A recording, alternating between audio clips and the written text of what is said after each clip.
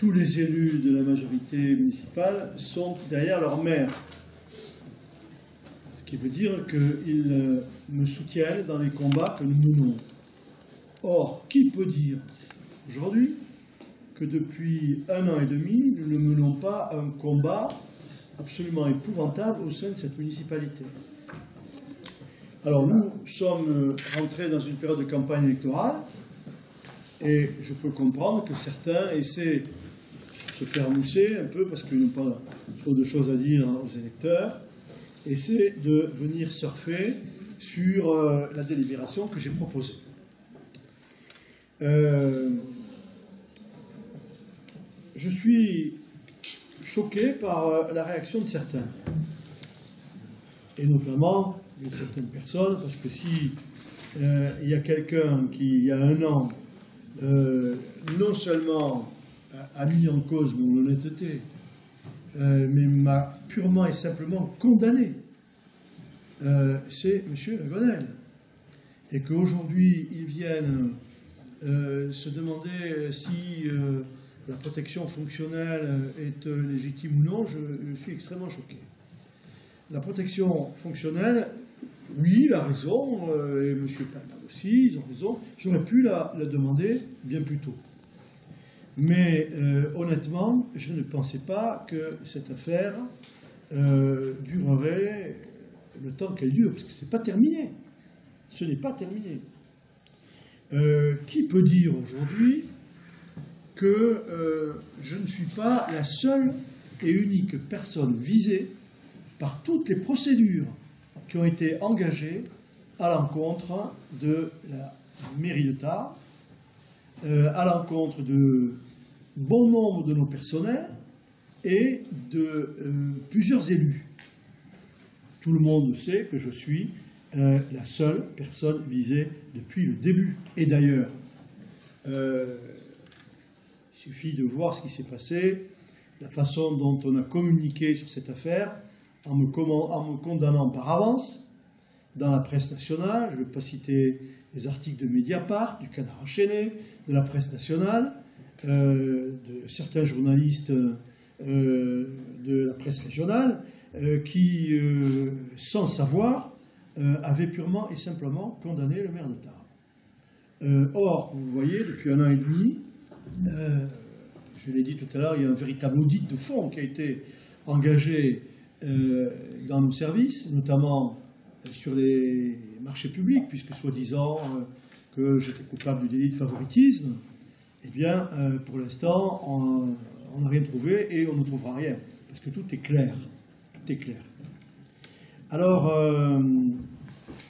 il me semble que comme tout citoyen, que comme tout élu, que comme tout employé municipal, vous avez vu que nous avons voté en dernière délibération une protection fonctionnelle pour un employé municipal, il me semble que le maire peut lui aussi bénéficier de cette protection. Et si je l'ai sollicité aujourd'hui, c'est surtout parce que je pense qu'on va bientôt arriver au terme de cette procédure. Et que j'imagine, ou alors je ne comprends plus rien, que enfin je vais être entendu. Que enfin je vais être convoqué par la juge comme témoin assisté, comme mis à l'examen comme il voudra, mais en tout cas, que ce soit témoin assisté ou mis à l'examen, c'est pas condamné. Mais qui peut imaginer que je ne serai pas entendu?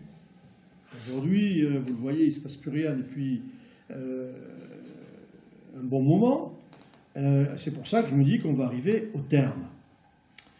Et donc, vous avez vu pour notre employé municipal, on dit la collectivité publique est tenue de protéger les fonctionnaires contre les menaces, violences, voies de fait, injures, diffamations, outrages, etc. Et le maire, il ne peut pas, pour les diffamations dont il a été la victime depuis de longs mois, de la part de la presse, de la part de certains hommes politiques locaux, de la part de certains candidats à des élections, de véritables diffamations avec des écrits. Il est normal que j'ai consulté un avocat, je vous le dis, car j'ai engagé une action pour diffamation et violation du secret d'instruction. Je vous l'avais dit, cette action elle a été engagée. c'est bien dans le cadre de la protection du maire contre les actions qui étaient engagées contre lui par les uns et par les autres. Donc oui, l'action a été engagée par mon avocat, par l'avocat qui maintenant devient l'avocat de la ville, pour diffamation, violation du secret de l'instruction, et nous verrons bien la suite. Donc, que, je le redis, que certains essaient de surfer sur cette délibération dans le contexte actuel, ça ne me choque pas. Que d'autres aient pris ce prétexte pour quitter le conseil municipal, comme nous avons quitté le conseil communautaire jeudi dernier, c'est peut-être la réponse du berger à la bergère, sauf que les conséquences ne sont pas les mêmes. Le conseil communautaire n'a pas pu poursuivre ses délibérations car il n'y avait plus de quorum.